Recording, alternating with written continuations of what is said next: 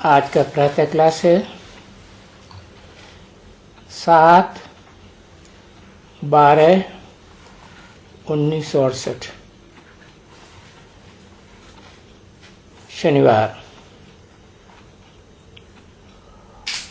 ओम शांति। ये ओम शांति का अर्थ मालूम है तुम बच्चों को? मालूम है अर्थ का मीनिंग?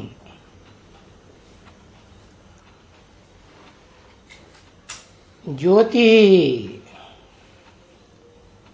ओम शांति का अर्थ क्या है बताओ? किसी ने कहा मैं आत्मा हूं। हाँ, मैं आत्मा हूं और शांत स्वरूप हूं।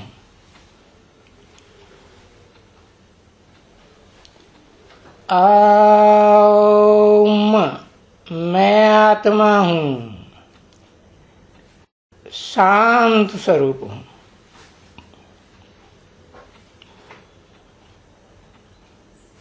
अभी पुरुषोत्तम संगम युग में जब तुमको बताया जाता है ना, ये अर्थ है ओम शांति का,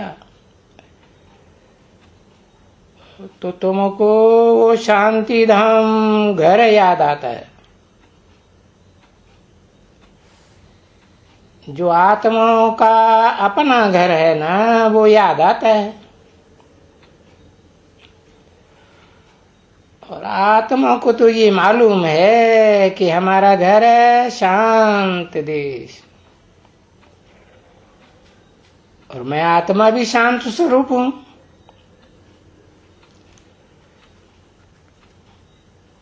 इस सृष्टि में मैं आत्मा जब आता हूं तो आर्गन से मिलते हैं, तब टाकी बनता हूं।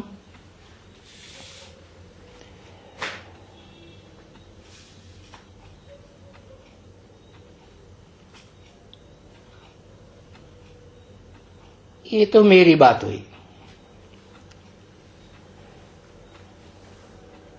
अर्थात सुप्रीम सोल ज्योति बिंदु की बात हुई। तो तुम भी तो टाकी बनते हो ना।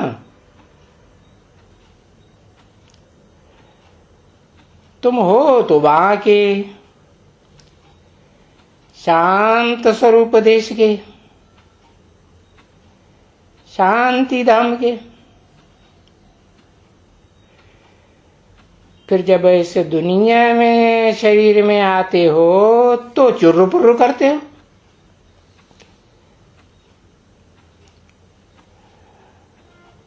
बड़े होते हो तो टाकी बन जाती हो,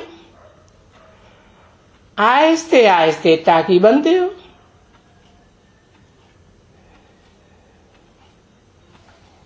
अब ये परम पिता और ये परमात्मा दोनों कंबाइंड है ना,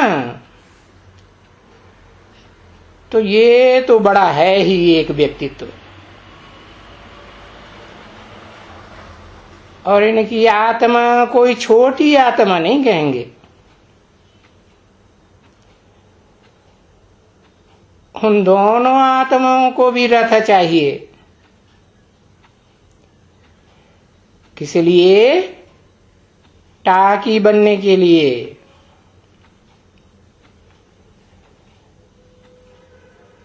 तो जैसे तुम बच्चे टाकी हो और रहने वाले परम धाम के हो, उससे बड़ा धाम तो और कोई होता ही नहीं है आत्माओं का। वैसे ये भी कहते हैं मैं भी टाकी बना हूं इस सृष्टि में आकर के, तुमको नॉलेज देने के लिए। कौन सी नॉलेज? अरे अपना परिचय भी देना है, और ये जो रचना है उस रचना के आदि मध्य अंत और आदि मध्य अंत का ज्ञान देना है, पढ़ाना है। वो ज्ञान देना ही माना पढ़ाई।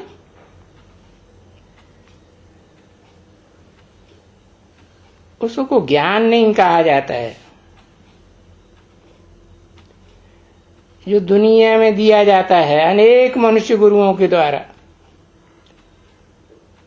क्योंकि वो तो सब जिस्मानी ज्ञान है, जिस्मधारियों के द्वारा दिया जाता है, देहधारियों के द्वारा। क्योंकि वो देहधारी गुरु तो अपन को देह समझते हैं ना, समझते हैं कि हम देह लेते हैं, ये देह लेते हैं, वो देह लेते हैं। वो ज्ञान उनमें नहीं है कि हम आत्मा परम धाम की रहने वाली है। और इस दुनिया में शरीर में आकर के ये ज्ञान सुनते हैं, वो ज्ञान उनमें नहीं रहता है। यहां आते हो तो सुनते हो कि बरोबर बाबा आया हुआ है, साकार निराकार का मेल। और वो बाबा पतित पावन भी है? बाबा है साकार और निराकार का मेल, तो कौन पतित और कौन पावन? साकार है पतित और निराकार है जो सदा निराकार है, और जो इस सृष्टि रूपी रंगमंच पर सदा साकार है वो है पतित। तो पतित और पावन का मेल है, इसलिए कहते हैं पतित पावन। दोनों ही कंबाइंड है जरूर। और मुकर्रर रथ में आकर के समझाते हैं। कोई सिर्फ सुनाने की बात नहीं है, तो कैसे समझावे? वो खुद बोलते हैं कि मैं तुम्हारे माफिक, जैसे तुम आत्मा शरीर में आती हो, शरीर में लगाव लग जाता है। मैं ऐसे शरीर में नहीं आता हूं अटैचमेंट पूर्वक, माता के गर्भ में नहीं आता हूं। यानी शरीर तो चाहिए तो ना, तो इसलिए मैं आकर के इसमें प्रवेश करता हूं।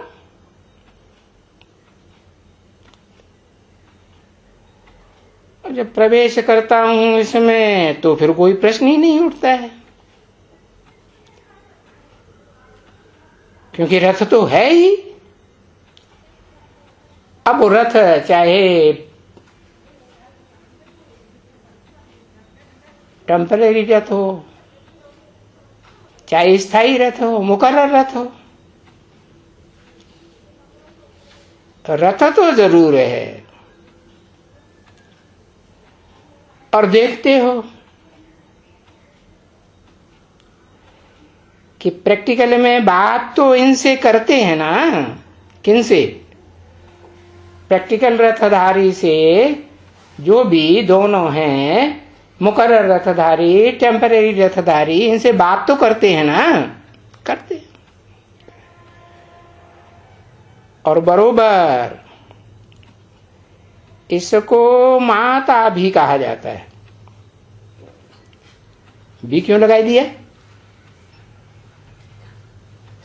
क्योंकि टाइटलधारी भी तो है प्रजापिता का, तो माता भी कहा जाता है, प्रजापिता ब्रह्मा भी कहा जाता है, टाइटलधारी है।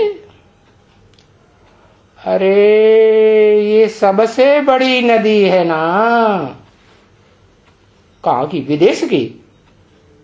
हा? नहीं, भारत की सबसे बड़ी नदी कौन सी है? ब्रह्मपुत्रा नदी। तो ब्रह्मपुत्रा नाम क्यों दिया? आत्मा पुरुष है ना। हाँ, फीमेल के रूप में देखेंगे तो नदी है। तो इसका नाम रखा हुआ है ब्रह्मपुत्री। किसने? भक्ति मार्ग में। ब्रह्मपुत्री है तो भगतिन भी तो रही होगी, नहीं?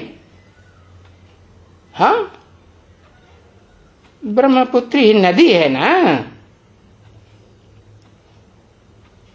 कोई सागर तो नहीं है ना। कलकत्ते के तरफ में जाकर के सागर में पड़ती है।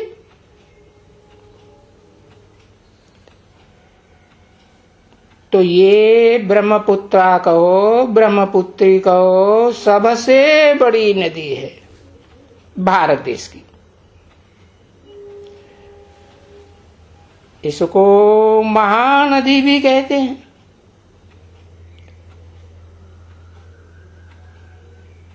महान ते महान नदी। जैसे देवताओं में कहते हैं महादेव, देवताओं में महान थे महान देव, महादेवी कह दो। तो ये तो दृष्टांत दिए हुए हैं उन्होंने भक्ति मार्ग में।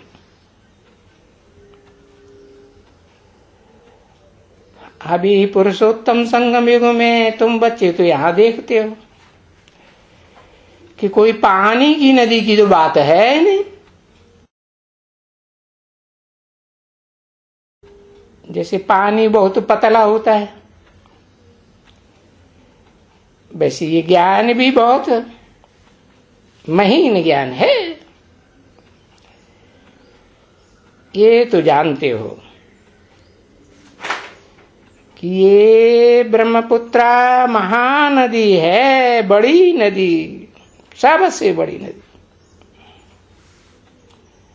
तो ये कोई पानी की तो नदी नहीं है, ज्ञान जल की नदी है। फिर ज्ञान का अर्थ कोई पानी नहीं निकलता है।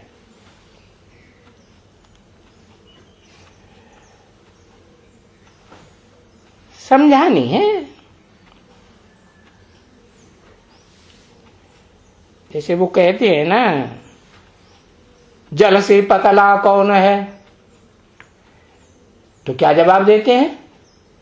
जल से पतला ज्ञान है। तो ये समझानी है, देखते हो ना, तुमको ये समझानी मिलती है। पहले पहले ही तुमको आकर के समझाते हैं कि बच्चे मैं तुम्हारा बाप हूं, बाप। जैसे तुम बात करते हो वैसे मैं भी बात करता हूं। तुम पार्ट बजाते हो, बजाते आए हो, अच्छा भी तो बुरा भी। और मेरा पार्ट तो सबसे पिछाड़ी का है, अच्छे से अच्छा भी है और फिर बुरे से रौद्र रूप धारण करने वाला रुद्र भगवान भी कहा जाता है। क्यों? सबसे पिछाड़ी का क्यों है? जब तुम बिल्कुल ही पतित बन जाते हो तब मेरा आना होता है। तो ये बात आ करके समझाते हैं ना, कर करके आना होता है। तुमको बारिश बनाने के लिए। तो देखो, इनको सबको ही कहेंगे, इनको ये इतना मालिक बनाने के वाला कौन है? किनको? एक को या दोनों को? दोनों को। कौन कौन दोनों को? राम और कृष्ण वाली दोनों आत्माओं की बात बताई। एक है विश्व का मालिक और एक है सतयुग का मालिक। इतना बड़ा मालिक बनाने वाला है कौन? कोई है या नहीं है? तो कहेंगे सिवाय ईश्वर के किसका नाम तो लिया नहीं जा सकता। है कोई दुनिया में? है? अरे कोई इसको समझाएगा किसको? किसको समझाएगा? औरों को तो समझाना फिर भी सहज है, इसको समझाना वो तो सबके बस की बात नहीं है। हाँ, कौन इसको समझाएगा? कोई किसको बताया है? कहेंगे सुप्रीम सोल, वो तो ज्योति बिंदु है, उसको तो मुख ही नहीं, वो कैसे समझाएगा? वो मुकर रथधारी में प्रवेश करता है तब वो एक ही है मनुष्य सृष्टि का बाप, जो ब्रह्मा वाली सोल को भी समझाता है या नहीं समझाता? उस ब्रह्मा की सोल को कोई दूसरा समझा सकेगा? हाँ, वही प्रजापिता ब्रह्मा जिसे कहा जाता है वही समझाता है। तो कहेंगे क्योंकि बाप स्वर्ग का मालिक बनाते हैं। कौन सा बाप? आत्माओं का बाप। कैसे बनाते हैं? बेहद का बाप है तो बेहद का ज्ञान जल का भंडार दे करके बनाते। किसको? ज्ञान सूर्य है ना, तो बेहद का जल किसे में? ज्ञान सूर्य कहें है तो सूर्यवंशी, लेकिन बेहद का जल सागर में होता है ना, तो बेहद का बाप है षष्ठ रूपी रंगमंच पर। तो स्वर्ग का मालिक तो ये है। और बाबा तो बहुत सहज करके अभी पुरुषोत्तम संगम युग में समझाते हैं कि भगवान स्वर्ग स्थापन करते हैं। कौन सा भगवान है? करते हैं, करता है या करता है? वो ऊपर वाला तो अकर्ता है। फिर जब शरीर में प्रवेश करता है तो करता है या नहीं करता है? अरे सर्व संबंधों से सारे पार्ट बजाता है या नहीं बजाता है? बजाता है। तो स्वर्ग स्थापन करते हैं। नई दुनिया उसको कहा जाता है। किसको? ये नहीं कहा उनको कहा जाता है, उसको कहा जाता है जिस नई दुनिया में बच्चों को अतीन्द्रिय सुख अनुभव होता है। कलाओं में बना हुआ कलाबद्ध सुख है या कलातीत सुख? कलातीत सुख अनुभव होता है नई दुनिया में। उसको सत्व प्रधान दुनिया कहा जाता है। उससे जास्ती सत्व और कोई दुनिया में नहीं होता। पुरानी दुनिया को पुरानी दुनिया ही कहा जाता है। उसको कहेंगे तमो प्रधान दुनिया, और उसको पतित दुनिया कहा जाएगा। ठीक है ना? तो ये पतित दुनिया और पावन दुनिया कोई तो बनाते होंगे ना, है? ये अपने आप बन जाती है? हाँ, तो बनाने वाले हैं कोई जरूर होंगे ना। और पतित दुनिया बनाने वालों का चरित्र का यादगार चित्र और पावन दुनिया बनाने वाले का यादगार का चित्र, दोनों चित्र तो है ना। क्या चित्र है? रावण का चित्र है अनेक सिरों का, अनेक मत मतांतर से ये दुनिया पुरानी तमो प्रधान बनती है। और राम का, रामलीला खेलते हैं ना यादगार में, तो राम का जो चेहरा मोहरा दिखाते हैं वो एक चेहरा है या अनेक सिर हैं? है एक सिर है। तो एक सिर से एक मत और अनेक सिरों से अनेक मतें मिलती हैं, उससे फिर होता है नरक। तो बाप आकर के समझाते हैं ये बात, और समझाने के लिए आना पड़े ना। अगर वो बेहद का बाप ना आवे तो तुमको समझावे कौन? देखो, समझाने के लिए इसीलिए क्योंकि ज्ञान का सागर तो वो बाप है ही है। वो ही कहते हैं, वो ही कहते हैं, मैं नहीं कहता हूं। किसे ने कहा? शिव बाप ने कहा, वो ही बाप कहते हैं। क्यों? मैं नहीं कहता ऐसे क्यों नहीं कहा? मेरे को तो मुख अपना है ही नहीं, तो वो ही अपने मुख से कहते हैं कि मैं इस मनुष्य सृष्टि का बीज रूप हूं, और बीज रूप होने के नाते इस साकार मनुष्य सृष्टि के आदि मध्य अंत को जानता हूं।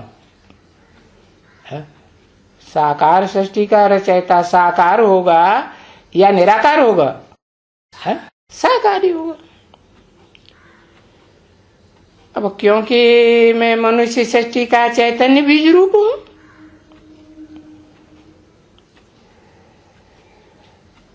क्योंकि ये मनुष्य सृष्टि चैतन्य है ना। तो उन अनेक प्रकार की मनुष्य सृष्टि का चैतन्य बीज रूप हूं, एक बीज। और वो खुद ही बताते हैं, है? मनुष्य सृष्टि का बाप है ना, तो बाप का परिचय बाप के अलावा कोई दूसरा दे सकेगा? दे ही नहीं सकता। तो वो खुद ही बताते हैं कि मैं मनुष्य सृष्टि का बीज रूप हूं,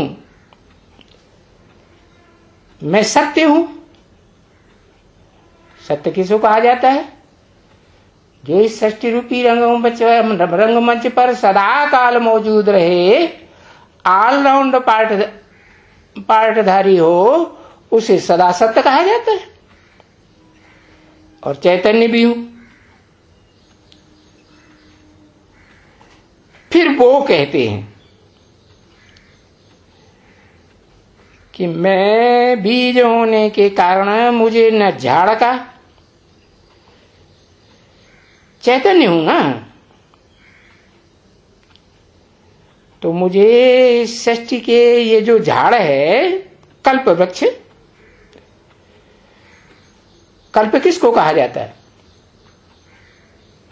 चतुर्युगी को कल्प कहा जाता है ना। तो देखो, गाया ही जाता है दो चीजें, एक तो ये ड्रामा